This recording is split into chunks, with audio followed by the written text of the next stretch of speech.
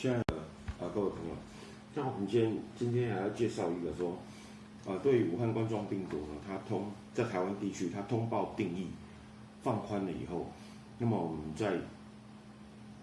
急诊室遇到的一个真实的状况啊，那其实临床的医师呢是非常两难啊。那情况是说在某日的凌晨呢，有个女性，她是19岁，那她是酒店小姐。那自称前一夜凌晨呢，接待一位自称是从武汉过年前返台的男客，那他现在呢有咳嗽症状，那他在就医前呢没有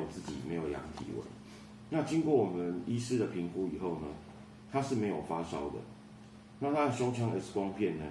只有血管纹比较增加，他并没有肺炎的病灶，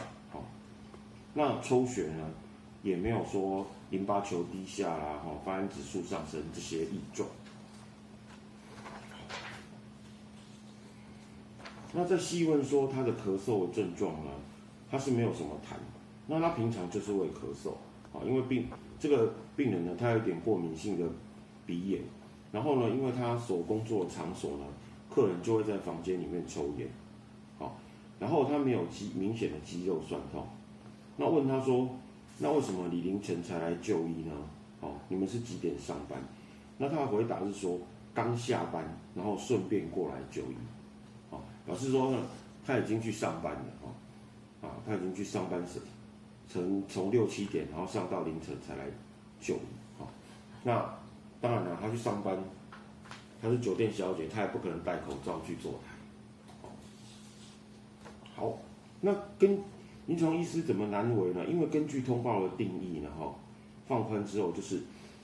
流行病学方面的条件呢，就是发病14天内，他去过中国武汉，中国湖北省含武汉，或者有接触过来自湖北省武汉，有发烧或呼吸道症状，那临床条件呢，就是说病人本身呢，来就诊的本身具有下列任意条件，就是第一个，他要发烧大于38度，或者他有急性呼吸道感染，第二个是说临床或者是放射线诊断或者是病理上有肺炎的证据，那么这个病人成不成立呢？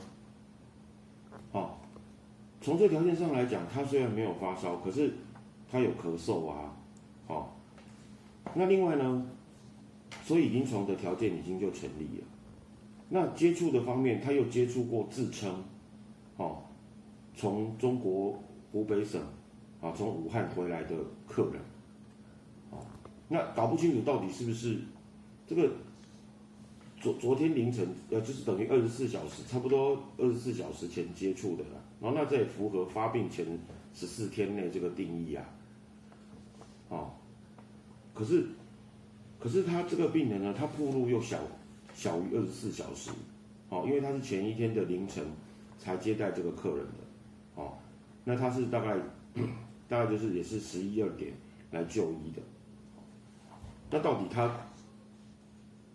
符不符合这个通报的条件？那于是我们就细问说，第一个，该名自称自武汉过年前返台的人士，他的身份、姓名，还有他真实的返台日期。那当然呢，这个病人呢跟酒店的干部，我当然是一问三不知的，他们只知道那个病人是自称，到底是开玩笑的还是真的，他们也搞不清楚，他们不会去留客人的身份、姓名，还有也更不会去问他是不是确实的返台日期。那我们就再问他进入酒店的时候有没有量体温，有没有咳嗽。第三个，他得知该客人自称是从武汉返台的话，那他们的处置是什么？是通知警察呢，还是居家？那这病人应该是要在居家隔离他怎么会来酒店作乐呢？那我想他们大概是什么都没做，唯一做的呢，就是记得要收钱，记得要付账，那据据说呢，后来是怎么处置呢？就是说，请这个病人呢，他自己监测体温。那如果有发烧或者是说咳嗽加重的时候来复诊，那这边呢已经也有一张作为比较的 X 光片，base 的 X 光片可以比较说 X 光片有没有变化。那么我们同时呢，就是劝导给予这个酒店的干部建议，就是说你也要进入的客人呢，他也是要量测体温。这不是怕得罪客人，而是说你这样量，反而客人会比较安心的进入你这个娱乐的场所。要不然他进去他也不知道说，里面有没有别的从武汉来的客人也在发烧也在咳嗽啊。那你这种做法呢，就是保障你自己的工作人员，也保障顾客的权益。否则呢，你可能很容易又像金巴黎一样，都要歇业数天，那其实你的损失是更惨的。好，那这个题目呢，我们就讨论到有趣的这个真实案例，我们就讨论到这边。其实，在急诊呢，会遇到各种奇奇怪怪的情况还很多啦。又有说他跟他的岳父一起吃饭，那他岳父是从广州来的，但是他岳父完全没有发烧，没有症状。他也想要知道一下他有没有得到感染。那当然，像这种的情形，我们是加以说明，然后委婉的拒绝他。其实在，第一线工作的这个筛检急诊的人员呢，其实他们遇到的挑战呢，是很多的啦。还有些奇奇怪怪的这种定义其实也是很复杂。那我们觉得说，还是应该从确实的去，从武汉或者说之后加入广东，回来的这个